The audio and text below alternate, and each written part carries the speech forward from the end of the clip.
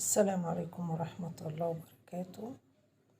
النهاردة يا جماعة هنعمل أكلة اقتصادية على قد الإيد كده نمشي نفسنا بيها. عندي بطاطس وعملت لها طماطم، شفشق طماطم، وحطيت عليها شوربة عندي أو مرقة زي ما الناس بتقول. طبعا المرقة دي فيها توابل بس أنا هزود كمان كمون وفلفل وملح وكزبرة. بتحط الكمية اللي انت عايزاها طبعا انت عايزاه، وشوية شطة حمرا نظبطها كده ونقلبها في بعضها. انا حاطة البطاطس وعاملة معاها بصلة في البطاطس، بصلاية متقطعة قبل ما احط الطماطم، وحطيت الشطة وشوية بابريكا، وبقلب الصينية كلها في بعضها وبندخلها الفرن.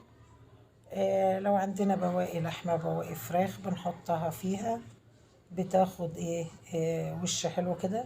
بقطع لها برضو قرن شطة اخضر، لو عايزاه حامي حطي، عايزاه بارد حطي انت ومزاجك، كل واحد بيعمل على الطريقة اللي هو عايزها.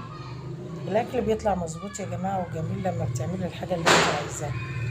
هنعمل جنب منها شوية رز بشعرية حلوين كده، ينفعوا جنبها في الافطار رمضان. بنحمر الشعرية وبنحط الرز.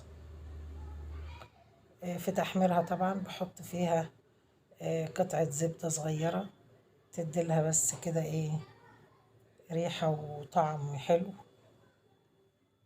وده يبقى أكلنا النهاردة جنب طبق سلطة وحوادق أو مخللات تبع ما انت عايزة. إن شاء الله يعجبكم الفيديو، والسلام عليكم ورحمة الله وبركاته.